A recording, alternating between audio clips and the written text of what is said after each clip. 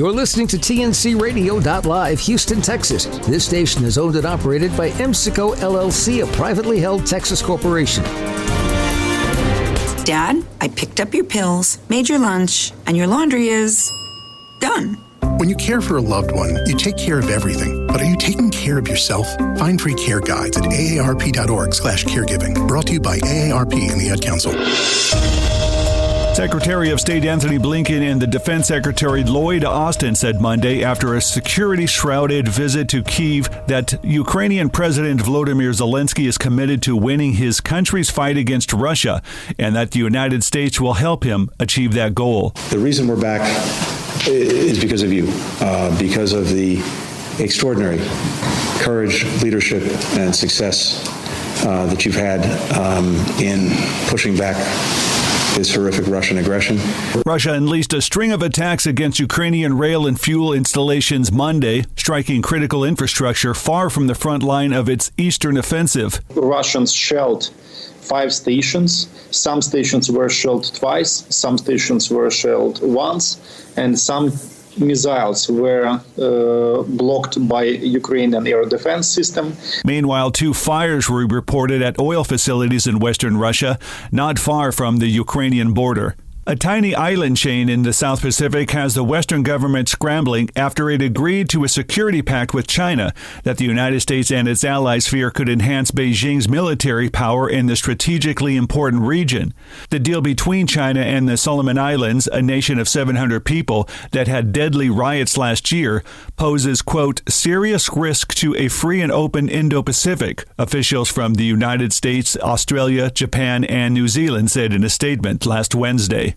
10 people from a tour boat that went missing off the coast of Japan have been confirmed dead, authorities said. David Alexander reports. Japan Coast Guard and Self-Defense Forces found 7 men and 3 women in the water or rocks near the tip of Cape Shiratoko off the northeastern coast of the Hokkaido prefecture. All 10 people were taken to hospitals and other locations for treatment but were later confirmed dead, the Coast Guard said. This is the latest news headlines.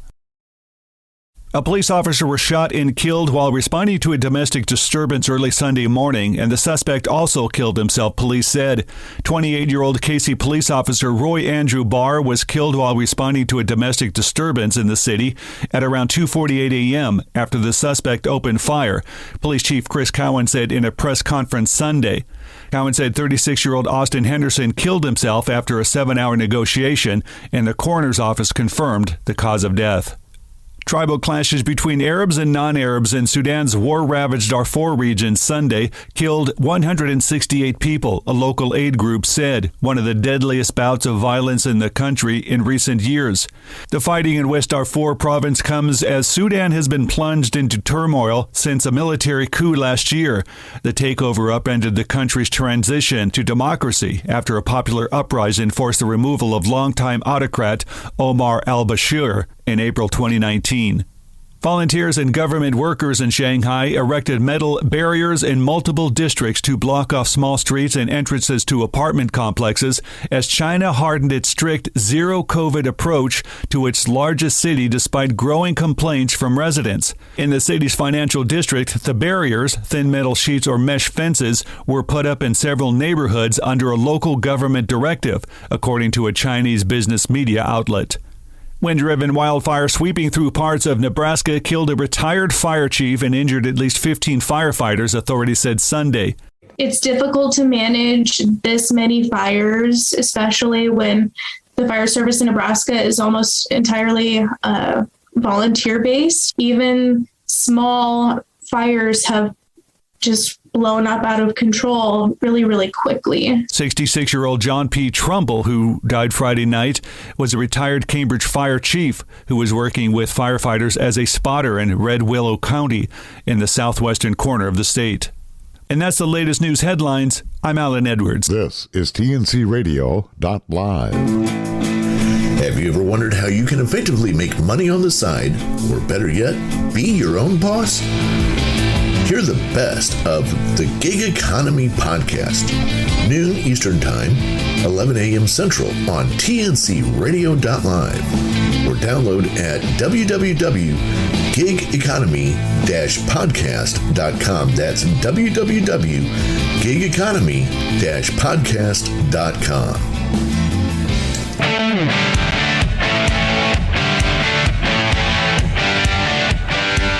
Good evening. Welcome to Taillights with Larry and Angie Baum.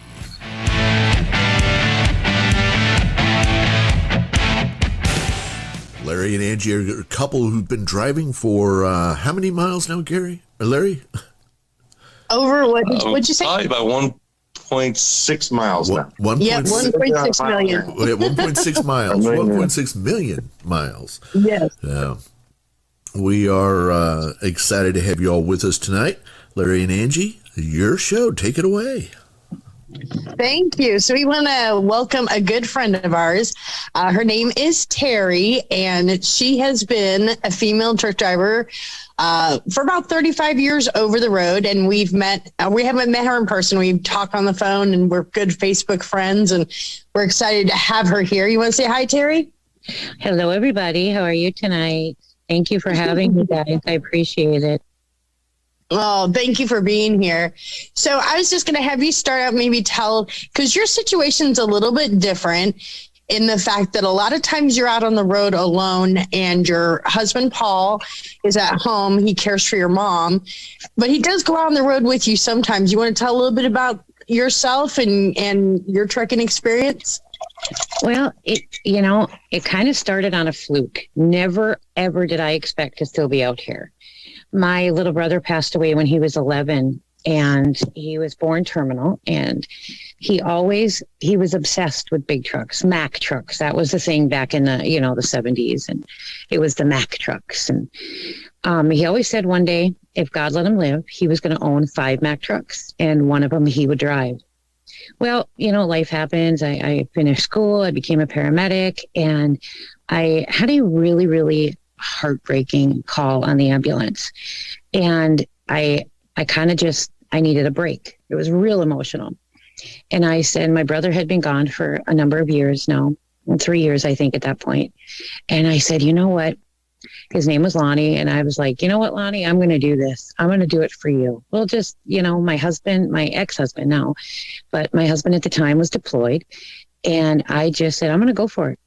And I did, kind of in honor of my brother. He never, got to fulfill his dream. And I thought, a year or two, and I'll go back on the ambulance. I just kind of, needed an emotional break. I was young, very young, and just struggled to handle that bad call. Well, I'm old now and I'm still here, which boggles my brain. But I have since got smart, and I divorced the first man, and thank him for his service. But I went on and kind of stayed single for a while, still driving. And I pulled rock and roll tours, Broadway shows, WWE, at the time, WWF wrestling, and had a really, really amazing career. And life was going great. And then I had to meet this amazing guy who just threw a wrench in everything. And he just became my world. And we've been together 20 years now. He has never driven, and he never even rode with me until 3 years ago.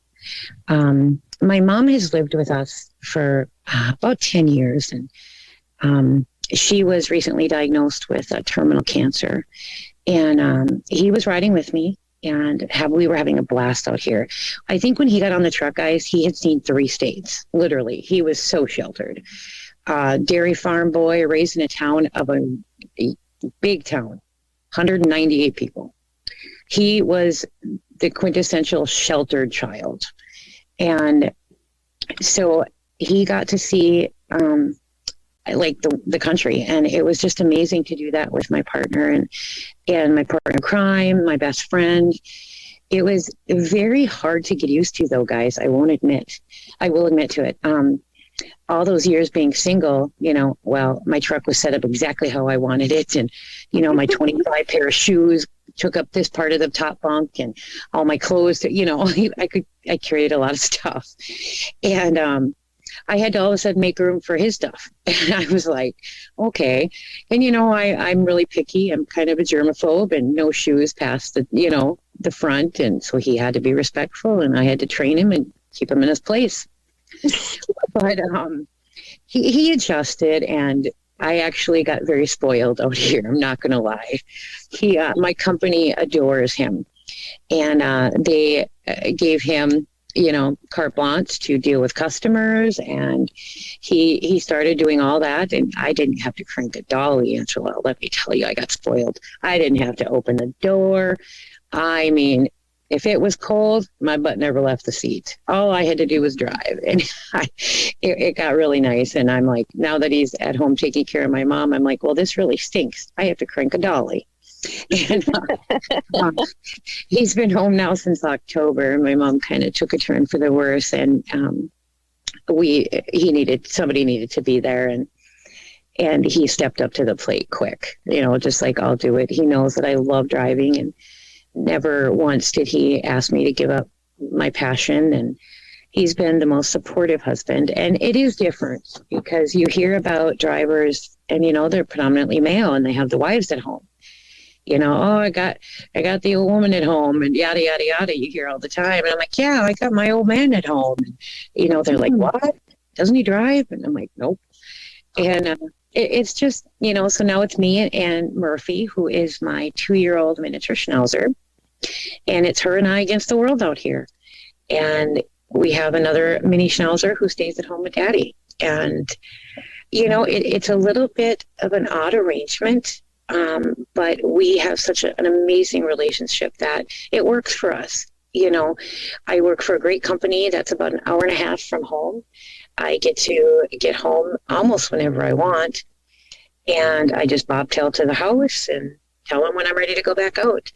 So as far as careers and companies go, I'm pretty blessed. I am very lucky out here. That's so awesome. I was going to say, we've talked a lot, so I know a lot about you and Paul's relationship. And I think that's what I love the most, because it works for you guys. You guys, excuse me, talk so often. And when he gets the opportunity, he gets to come out there with you. What do you think is like the coolest place that you've ever been? Because I know you've been all over, but what's like your favorite place that you've ever been or driven through? Well, I think my first time to Vegas was really amazing. I was pulling the dance group Stomp, and so I spent like a week in Vegas. I got a room they would give the drivers rooms if you wanted them at the MGM Grand. I was like 20, 21 maybe, and raised in small, fairly small town, northern Minnesota. I was on a dairy farm as well. It was just really a blast to see. I'm not a gambler, but just to see the city. However, I think I love this word, my favoritist place. I was also pulling the Stomp tour, and it, oh goodness, now I'm having an old fart. Oh, come on, Angela. I would have said this 30 seconds ago. It sounds like me. I have old trucker brain. San Luis Obispo. That's it. I loved San Luis Obispo. Now, this was a lot of years ago, and I haven't been there since, but it was just like, it was my first time really getting to spend time in the ocean and out on the beaches. Because when I pulled entertainment, I'd spend days at one place, and I'd get to bobtail. Like I bobtailed, I had a Chihuahua at the time. That same trip in Vegas, I bobtailed to the Grand Canyon and went on a donkey ride and a helicopter ride with my dog. So I think honestly those two, like my first trip to Vegas was just so overwhelming being a small town country girl. And then just the tranquility and the peace and the people in San Luis Obispo, it just was absolutely beautiful. That is one place I have not been to, is San Luis Obispo. We've been close to it, but I haven't been by there. But Las Vegas for me, the first time I saw it was last year, and it was pretty amazing. Yeah, I was so excited. Like a week before they shut down with COVID, I got to bring Paul there for his first time. We parked at a casino and at the New Orleans or whatever it is, and got to walk down the strip. And I was so excited that I got to show him Vegas while he was on the truck. So it is a cool city for anybody who's never been there. There is truck parking around. Just check it out. It is, even if you're, like you said, I don't gamble. And if you're not a gambler, it's okay. There is just so much to see. Hard Rock Cafe, and if you got a little chubby self like me, the Hershey store, and got a sweet tooth. It's just, there's so much to see there. And as truckers, we often have to just fly through on the big road. We can't really go in and take the time, but I think it's important that as drivers, we spend so much of our life out here that we take a minute for yourself and enjoy those things. Talk to your company, whatever you got to do. Take a day here and a day there. Take 1 or 2 days a month just for you. Do something. Absolutely. You need that recharge. And Ansel, I know you and I have talked about that. You really need that. You need that out here. And I think a city like Vegas, especially if you've never, ever been there, it's just fascinating. It is. It changes all the time. Yes, it does. Yeah. And if you're a Raiders fan like Larry, it's even extra amazing. It's super extra amazing. That stadium is amazing. Not as nice as the Viking Stadium, but it'll do. They fight over football all the time. I did want to mention that for those of you guys who are interested, you guys can find Terry on Facebook. She does live stream with us on A Trucker's View, but she also has her own Facebook page, which is called Trekking with Granny, which I think is a very appropriate name. But you guys can always follow Terry on Facebook and see her live streaming down the road. I'm not as fun to watch as the team drivers, I will admit. I watch like your guys' lives and the Underwoods, and which were on last week or the week prior. Amazing. It's so fun to watch when you have that interaction, and it's just me and my dog. So you might get a little bit of rambling, but you'll get to see some cool cities and some cool areas. It is different being a team where one can drive, one can read. Because I know when I live stream while I'm driving, it is kind of difficult. Yeah. We're going to be right back with our special guest, Terry. Be sure to join us in just a few minutes. Space in a semi-truck is limited. A majority of truck drivers spend a good portion of their careers living on the road. Trying to fit all the necessary home items, personal products, work documents, and food in a tiny truck cab can be a challenge. Staying organized on the road helps you stay more productive and comfortable. It also helps to be organized in the event of a DOT inspection. The Truckers Network has 5 helpful organization tips for truck drivers. Storage containers. Storage containers are inexpensive and come in a variety of different sizes. Depending on the size, you can fit a storage container in many different places. Make sure to measure the container before buying to ensure you maximize your space. You'll want to use every bit of your cab. Some items you can put in the containers include canned or dry food, water, cleaning supplies, exercise equipment, and toiletries. Some of our recommended storage containers include Iris USA TB42 12-quart stack and pull box, Itemy 6-pack plastic storage baskets, weight trim foldable shoe box. Command hooks. Command hooks are a great way to maximize your space and keep things off the floor. Install a couple command hooks and you can hang your everyday coat, hat, or bag. Here's a pro tip. Use Velcro to attach to containers or different items so they don't slide around while driving on bumpy roads. Some of our recommended command hooks include Command small wire hooks, 16 hooks, 24 strips. Photo Snow adhesive hooks, ultra strong wall hangers and hooks. Budding Joy adhesive heavy-duty hooks. Over-the-door shoe organizer. An over-the-door shoe organizer is great for keeping your closet and your truck cab organized. Instead of storing shoes, store your cleaning supplies, personal items, and some clothes. Check out our recommended shoe organizers. 24 pockets, simple houseware crystal clear over-the-door hanging shoe organizer. Aristocrat Homeware's over-the-door shoe rack and closet organizer system with 24 extra-large heavy-duty pockets. Shower caddies. Truck stop showers are a place you'll often be. Having a shower caddy full of your shower routine necessities will help ensure you have everything you need. Forgetting your toiletries will have you buying some at the truck stop or running back out to your truck. Shower caddies are also great for holding condiments, drinks, and dinnerware. Some of our recommended shower caddies include Greenbrier Small Utility Shower Caddy Tote, 7-Pocket Shower Caddy Tote. Labels. Because there's limited space in a semi-cab, most of your things will be in containers. Investing in a label maker is a great way to organize your storage containers and drawers. It also makes it easy to find what you need. Check out some of our recommended labels and label makers.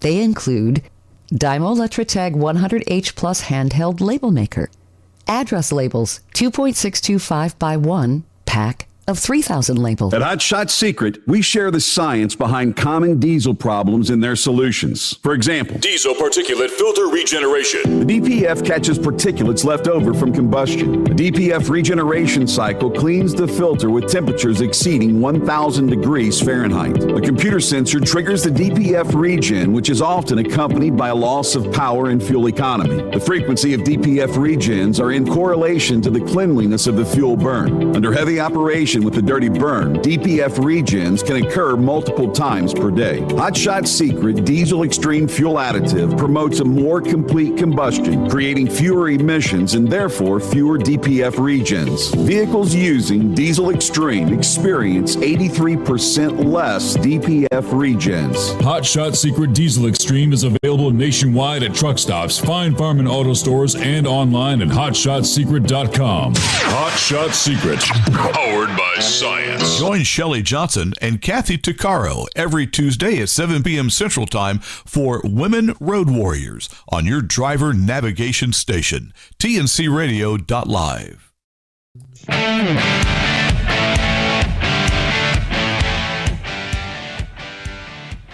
Welcome back to Taillights with the Baums. Tonight we are talking with our special friend Terry, and we were going to talk to you a little bit, Terry, because I know you had mentioned in the last segment that you used to pull for Rock and Roll Tour, so I'm sure you have some stories to tell. Oh, girl, let me tell you. Okay. Rock on, girl. Amen, brother. I'm holding that peace symbol. What is it? The finger. Well, anyway, you know that peace thing. Okay. Out of the years that I pulled entertainment, I think one of my best memories was I'm going to chop it. And I practiced Arnold Schwarzenegger, Arnold, Terminator, Eliminator, whatever his name is. The governor. Yeah, that guy. So I was with WWF at the time, and we were doing a show in Baltimore. And as crew, we had access to behind the scenes, and we could see every show, whether it be music or whatever, it didn't matter. And I was walking around the backside of the arena on my way to the ladies' room from the loading dock area where we staged our trucks. Well, all of a sudden, I get kind of like bumped into by somebody coming out of a little hallway, and it would be him. And let me tell you, his bump wasn't little. This is a big boy, and I'm a big girl, and this was a big boy. And he was like all polite. And then he asked me if I knew where the men's room was. And I kind of looked at him, and me and my kind of smart mouth and sense of humor. And I'm like, well, since I don't frequently visit the men's room, I'm not 100% sure, but I'm headed to the ladies' room, and I bet you we can find them in close area, close together. So he actually grabs my hand, and we're walking around the backside of this arena hand in hand, and he's swinging my arm like kids. And we're walking down the arena, and he kind of had to bend over a little bit, to get my hand. So he's kind of hunched over to his right side. And I'm not all that short either, being 5'9", but he's a big guy. And so we walked all the way around, and I went in the ladies' room, and he was like, saying goodbye, like we were parting ways forever. And it was just this funny thing. I mean, this guy was hilarious. It's a bit hard to understand sometimes, but funny. And sure enough, we come out of the bathrooms, and there we are. And it was dinner time, and they served catering to, at least they did, catering to the drivers, and everybody could go in there and eat. And so we actually were heading to the cafeteria area where the meal was served. It's just a big room where they serve the food. not a real cafeteria, but so we walk hand in hand again right into to dinner. And he says something, and I don't remember the words, it's been a lot of years, but something to the effect of, do you mind if I crash your table? And, his English. And he was meaning, can he come sit at my table? And I'm like, well, since I'm by myself and there's like a table of 12, I don't think it'll be a problem. And he sat down and it was just one of the things about pulling entertainment and getting to know like The Rock and Triple H and, all these, Janet Jackson, Jewel. When they're not on stage, they're just like you and me. They talk, the majority of them are very down to earth and very soft spoken. I always got a kick out of Dwayne Johnson because, he acted all tough. And then behind the stage, he was just this quiet, really polite, funny guy. And it's just so weird now to see him up on screen. And that's not the guy that I know. You know what I mean? That's not the guy that has opened doors for me and just none of that. And it's so weird to see that part of him when I got to see the other part of him, the Dwayne side, not the Rock side. But the Arnold thing was, we were in a massive blizzard at the time. And he was so funny. And I'll never forget that. He was really funny and just a goofball, kind of like you, Larry. He was a dork. I always loved him. Now I love him even more. Yeah. And he was so polite and, being the first woman, or one of the only women to ever pull entertainment back then, it was a shock to some people. But then at the same time, when I first started, I really had to prove myself. They assumed that I wouldn't be able to back up because some of the arenas are like backwards serpentine underground. And so it was a lot of fun for me to be able to show them that I didn't need the other driver's help. It was fun to throw that in their face a little bit, that I could do it. But I was just going to ask you, you've been out here for 35 years as a female solo driver. What do you think has been your biggest challenge that you've had to overcome? Because I'm sure when you started out, you probably got, a lot of crap from the guys initially until they got to see what a good driver you are. What do you think is the biggest obstacle you've overcome in the 35 years? I think probably there's two different things. One was in the beginning before cell phones and GPS units. If you needed to get somewhere, you had to get on the CB or stop at a truck stop and use a calling card, stand in line and get on a payphone. Back in the day, it was really surprising for a lot of men to come across a solo female driver. There were females out here, that would ride with their husbands or even some teams. And there was women drivers that were out here well before I ever did. And I thank them every day for paving the way for me. But there was a lot of sexual harassment out here back then. It was really, really bad. And then the other thing is, I think being a woman, we tend to be more clingy to our family, wanting to do more family activities, whether it be church or birthday parties, things like that. Not to say the men don't care, because they do. And it's tough on the men out here that have to miss their kids' stuff. But I think being a female, it's just a little bit more emotional and hard to be away from your loved ones. And I was not able to have children, so it's kind of a good thing and a bad thing. But I, obviously would not have been able to be out here had I had children. But you still miss your your family. And I just think being a woman, it's a little bit tougher. I know. I agree with that because I know it's harder on Angie than it is to me. I miss my family. She misses her family, but she takes it harder than I do. Takes it more to heart. Yeah. I think it's because we have a sense of responsibility. Like one of the things that is hard for me being married to such a wonderful man is that being an old school woman, I'm 53, and having old school beliefs, I want both. I want to do my job, but I want to be there to cook for him and give him a hot meal every night. I want to be able to do his laundry and clean the house. And I miss that. I want to take care of him. It's my job in my heart to take care of him. And so I'm very lucky that I have a husband that understands that and still kind of makes me think that makes me believe I do anyway. But I think that's the heart for women, is we have this sense of we need to be there to take care of our families, versus the men, we need to provide for our families. And that's, I think, the difference. The men are out here providing and doing it to the best of their ability, working their tail end off. But at the same time, I want to contribute financially. I want to be there and physically take care of my family. And that's the struggle, I think, for most women. Oh, absolutely. Absolutely. So I was going to ask you, what do you think the biggest lesson that you've learned out here? Don't take my safety for granted. I tend to, being raised in the country, we never even, literally the house I grew up in, the doors didn't lock. There was no lock on the doors. We trusted everybody. And it was really an eye-opener for me. Terry, Terry, something's happened to your microphone.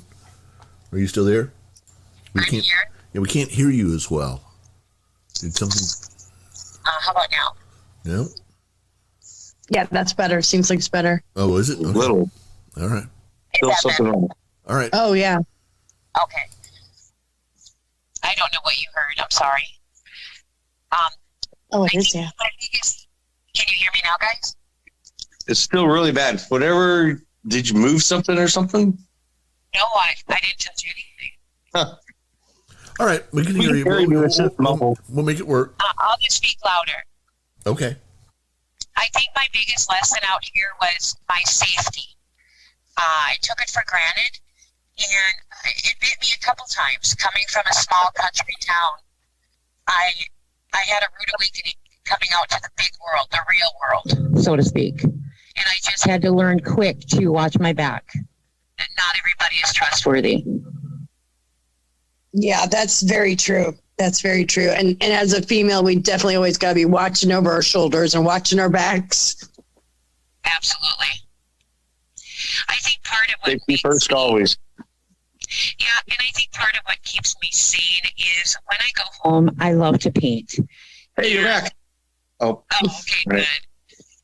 On the truck, I paint rocks, and I leave them all over the country just to brighten somebody's day. And I belong to a group called, it's hashtag TR, the number 4, and the letter F. It's Trucker Rocks for Fun. It's a bunch of us truckers that just paint rocks and leave them at truck stops, restaurants, and it's simply just to bring a smile to a stranger. And we're part of that also. We love it. We painted a couple of rocks, definitely not as good as you. You are amazing. I love your rocks. No. Well, thank you. And, I've been doing it for 3 years now, and I probably dropped about 7,000 of them, maybe, across the country. Some get found, and if they do, we put the Facebook page on the back. We just say, please post a picture and let us know, so we can. I had a rock end up in India.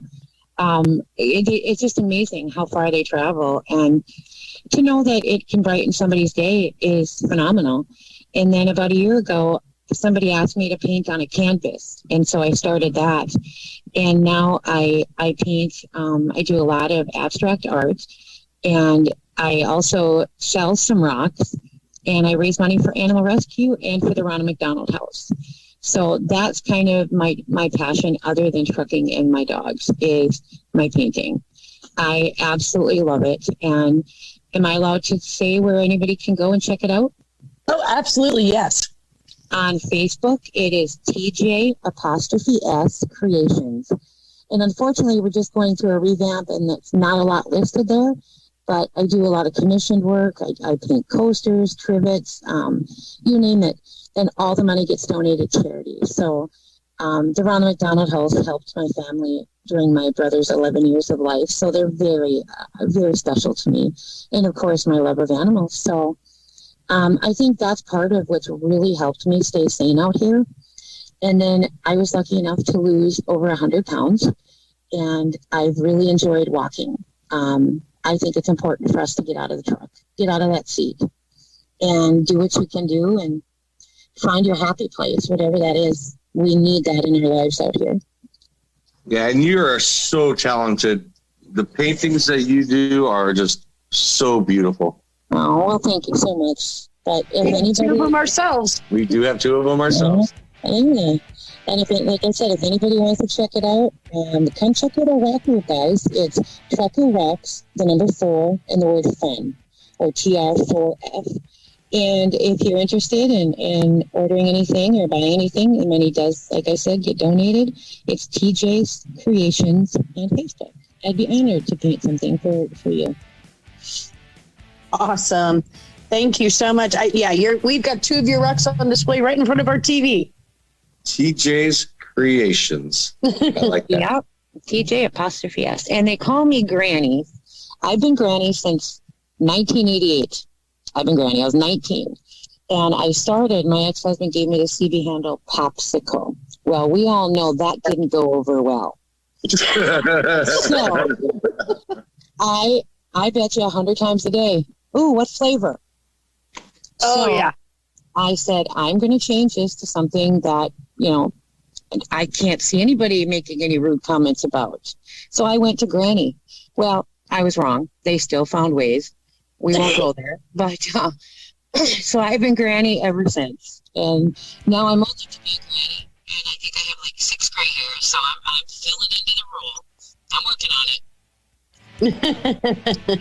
My joints tell me I'm a great grandmother. My joints do. My back, my knees. But I'm just Granny. And I still run my CB. If you ever see zombie arms taken out of a pair of side boxes, that's me. I keep them out year round. If my truck is dirty, I write hubby in the dirt with an arrow going to this zombie bloody arm hanging out of my side box. I always say my husband got smart, so I stick it in the side box. Okay, we're going to take just a quick commercial break, and we'll be right back with our special guest, Terry.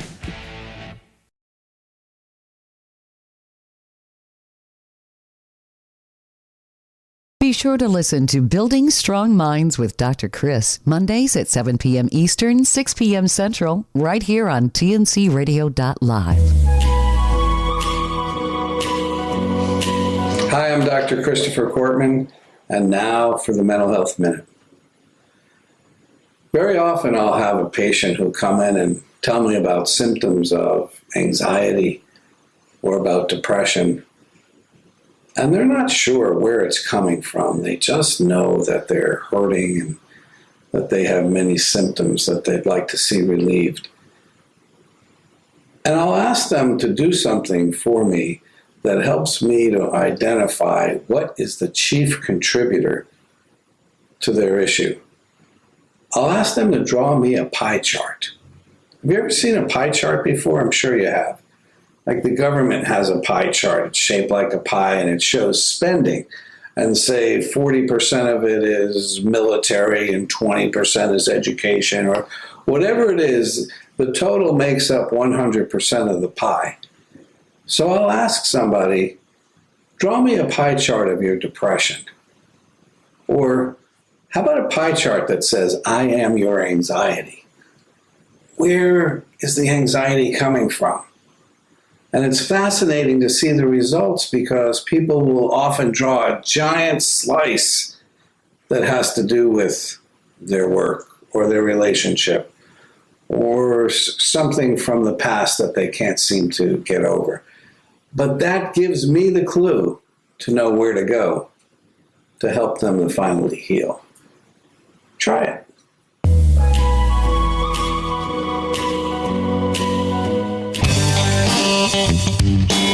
Be sure to catch the Truckers Network radio show with your host, Shelley Johnson, weekdays at 3 p.m. Central, 4 p.m. Eastern, right here on tncradio.live. At Hotshot Secret, we share the science behind common diesel problems. For example, diesel fuel cetane levels. The cetane rating in diesel fuel is 42 to 45. Most diesel engines operate more efficiently with a cetane rating of 48 to 50. One treatment of Hotshot Secret Diesel Extreme will raise your cetane 7 points, increase fuel economy, and improve cold starts. Hotshot Secret Diesel Extreme is available nationwide at truck stops, fine farm and auto stores, and online at hotshotsecret.com. Hotshot Secret, powered by science.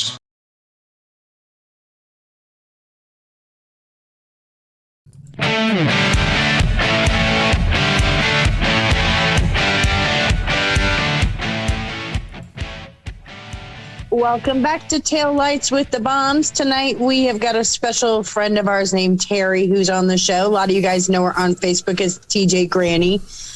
Terry, so you've been on the road for about 35 years. I'm sure you've met a ton of people on the road. Is there one person that kind of stands out in your mind that maybe inspired you in your trucking career? Yeah, and it was actually a woman that didn't drive. She rode with her husband from the time they were 17 years old, way back in the day.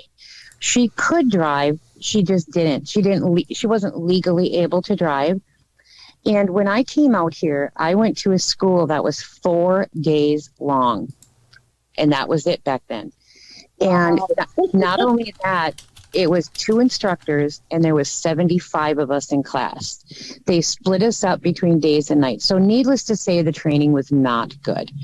And I got put out with the trainer for 5 days.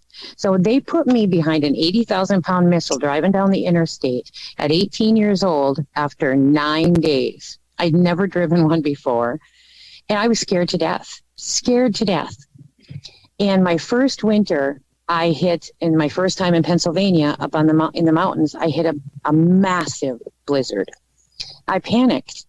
I pulled in, and there was this lady there that was with her husband, and I was crying. I'm like, I can't do this. I was a child, basically, you know. Mm-hmm. And I was on the payphone, with my husband at the time, my ex-husband, and I was like, I can't do it. I'm gonna have to abandon my truck. I can't do this. And she heard me. Her husband was on the payphone next to me, and she could hear what I was saying. And she pulled me aside, and I bet you she spent 2 hours with me, just like being a mother, putting her arms around me, calming me down, saying, you know what, you've been driving, you know, it was like maybe 4 months at that point, or 5 months, something like that. I don't remember. And this is your first snow, but you know what, you can do it. And she literally, when the roads opened up, she rode with me because we were going the same direction for about an hour.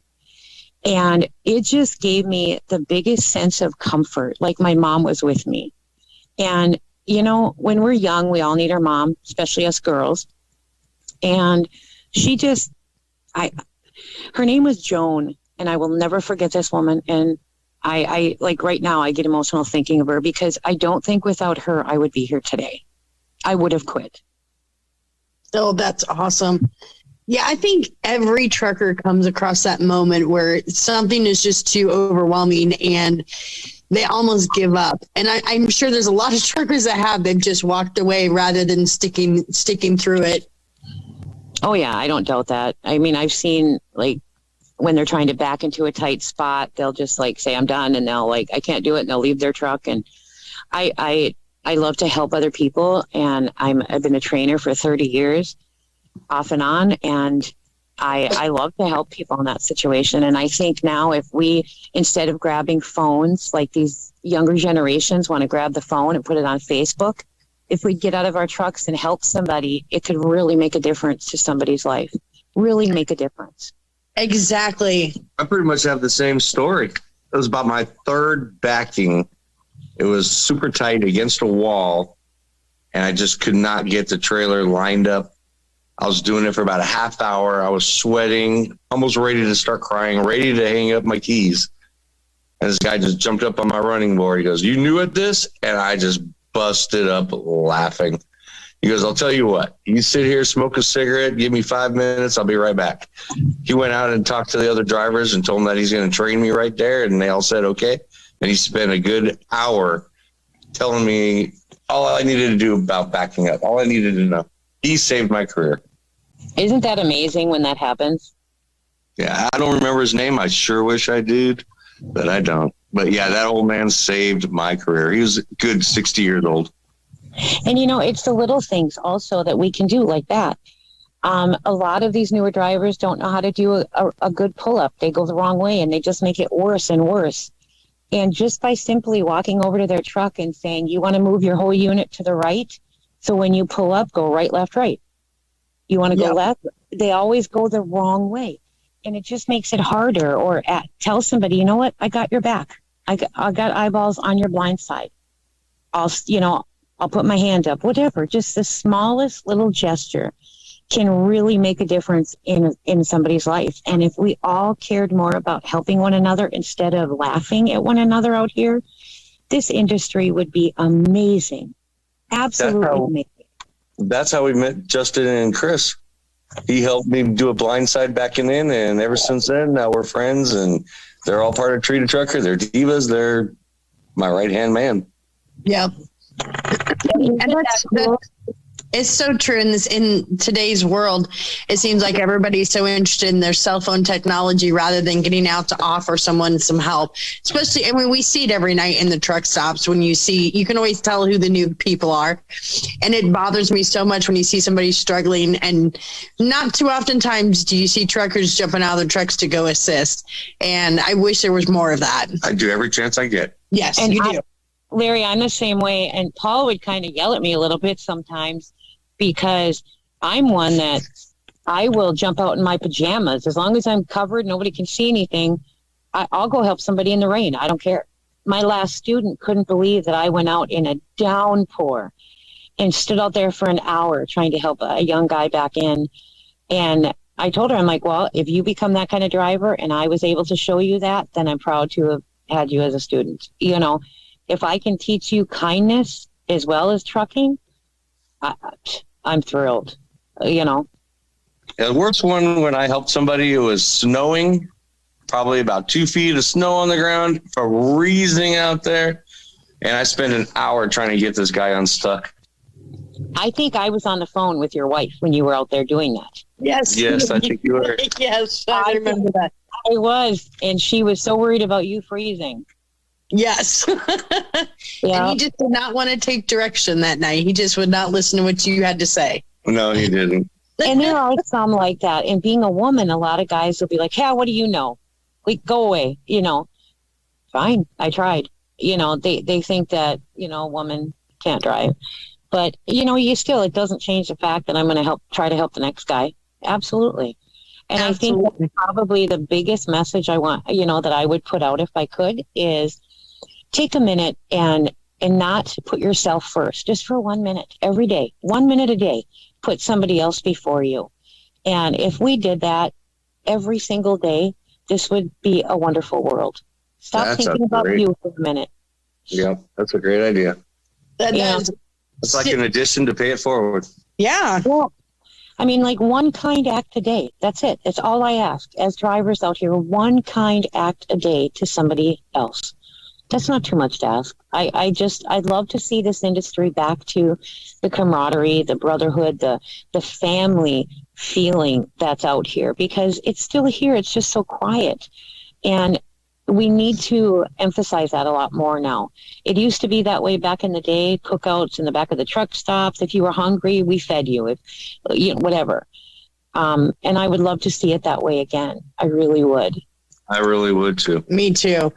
I know we've talked a lot about how it was back in the day and how, like, when you'd be tired and, you know, everybody go into the restaurant, everybody was talking. And nowadays it's like you go into a restaurant and even when they have the bar stools up there and all the truckers are sitting next to each other, they're all stuck in their phones. Yep, and absolutely. It's so sad. I hate it. It's like you would think by the end of the day, y'all want to chit chat and just, you know, talk about your day.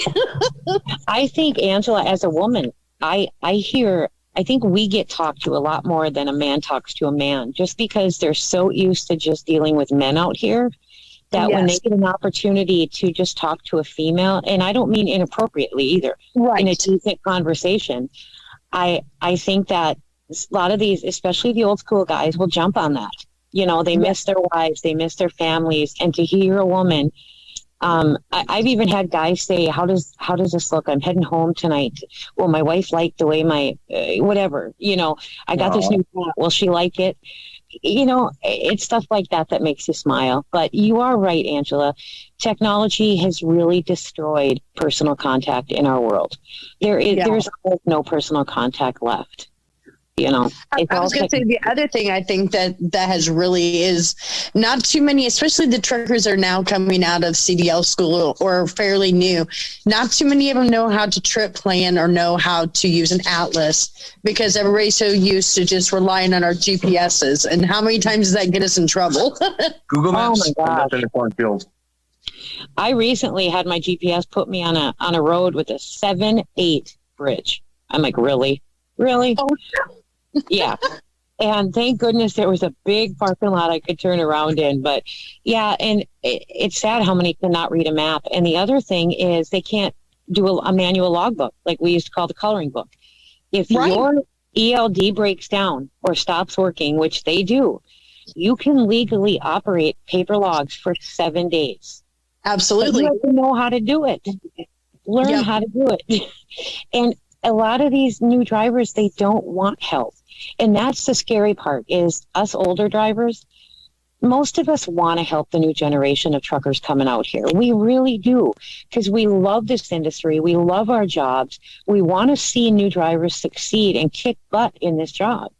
But they shut us down. They don't want to listen to anything. And even in like trucking Facebook groups, oh, you've been out here 30. Yeah, you ain't got nothing. You don't know nothing. I know more than you do. You know, really? Okay, well, have fun. You know, and we just want what's best for this industry. Most of us do. We want to see this industry flourish. When we're long gone and retired, we want to see these people succeed, these young drivers. We want them to be able to support their families and be safe. I am a safety freak. Be safe. I am too. All right, guys, we're going to be back in just a few minutes as we finish our discussion with our guest, Terry.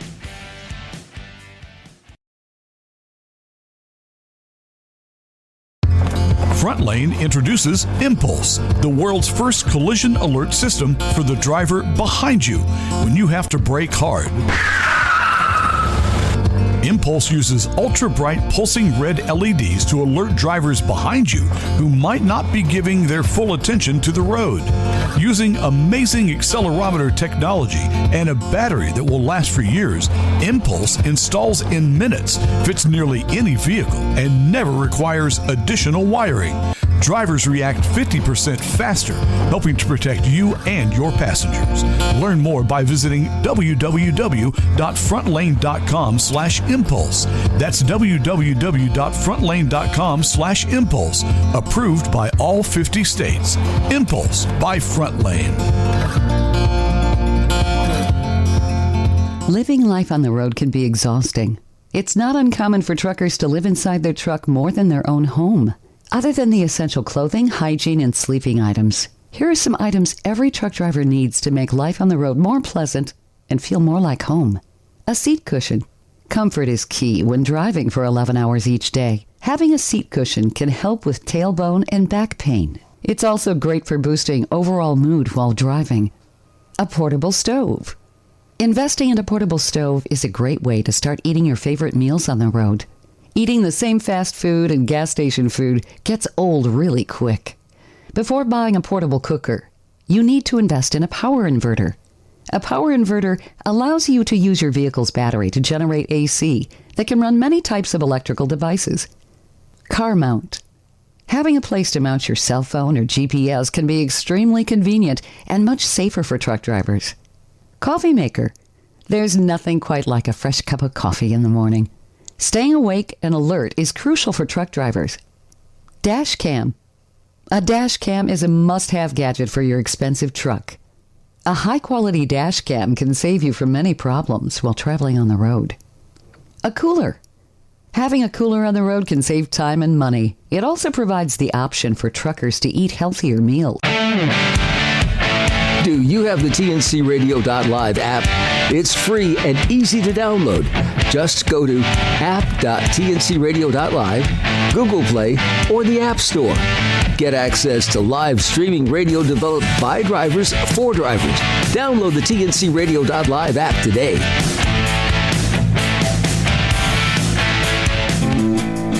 Hey, rideshare drivers for the best in Uber, Lyft, and gig economy news, along with interviews, insights, stories from the road, and much more. Tune into tncradio.live weekdays, 1 p.m. Eastern, noon Central, and find out more at www.uberliftdrivers.com. That's www.uberliftdrivers.com.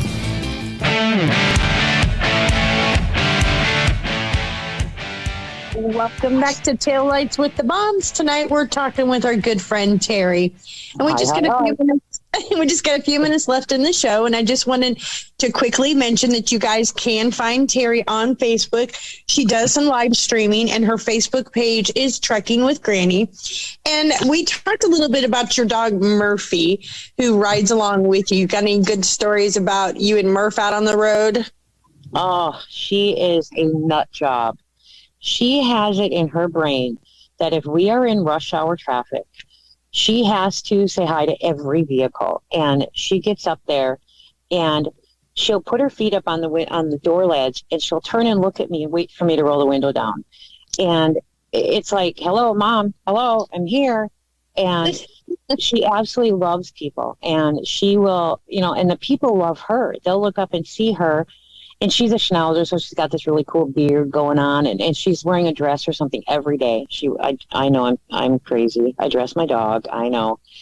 You can yell at me later, guys. I'm a weird one, but and they just love her. That's adorable. Yeah, she has a bikini. My two schnauzers have bikinis. Okay, they do. But I know. I'm sick in the head. I'm twisted. But she has really brought some really good friendships. I've met some amazing drivers. I'm very picky about what other dogs I let her around. But when I do, I like the moms and dads of the other dogs, just really cool people. And it's such a joy to have her on the truck. Not only for safety, but an absolute joy. I can be having a crappy day and she'll be over on her seat and she'll just look at me, and she's got, a schnauzer tail. It's like almost non-existent. It's a nub. She's got nub butt is what I call it.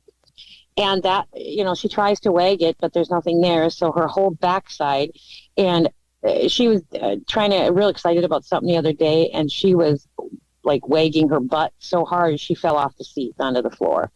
Oh my gosh, that's funny. So excited.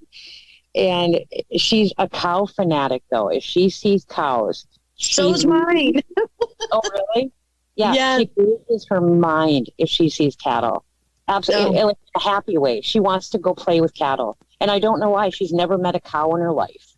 She loves cattle. But no, she's fun. I think I was going to say, I think having the dogs out on the road with us is just such a huge stress reliever, because when you're dealing with bad traffic or you have a really stressful day, by the time you get done and you want to unwind, you can just unwind with your pet. And man, does it help with the stress relief. Absolutely. And the exercise. As drivers, we don't get enough exercise. And I try to walk her at least a mile or two every day. And it's really helped me. It's helped my arthritis in my legs. So it's beneficial in emotional ways, physical ways. It can help you meet new people. But it is becoming an issue with truckers not picking up after their dogs. So my dogs wear boots year round if they're on the truck with me, simply because, they live in our home. This is our home. And I don't want whatever another dog left out there brought into my home. So I trained them from puppies, because Monkey used to ride with me as well. They stand on my top step, and I take their boots off. And I actually wipe the bottom of the boots with a baby wipe before I take them off, just to keep them clean, And then if it's raining, I have like ones that go over them. They're like balloons. But, you can be, a lot of people think, ooh, a dog in a truck, that's gross. No, you can be clean and have, take care of your dog and your animal and, and still keep a clean truck. Oh, absolutely. I think we've seen all kinds of animals out there, from birds to squirrels to dogs. And I saw a baby cats. I got to hold a baby capuchin monkey in a fuel island. I'm so jealous. Yeah, I saw a bearded dragon in somebody's truck, and I used to have a beardy, so I love beardies. He was looking out the little window in the passenger door. A lady, she took her seat out, the passenger seat, and put his tank there, and had a heat lamp. And there's a lot of different animals. Macaws. One of our company drivers has a big, huge macaw. It really is. It's such a pleasure to have a baby out here. To, when you're alone, especially, and even as a team. But when you're alone out here, you find yourself having conversations with your pet, and just hope they don't talk back where you can understand them. Absolutely. Thank you guys for everything. Thank you. Thank you, Terry, for being on the show with us, and be sure to come back next week to listen to Taillights on with the Baums. Thank you, Terry. Thank you. You're amazing. Be safe, everybody. Be safe, everybody. Be safe, everybody. Be safe, everybody. Be safe.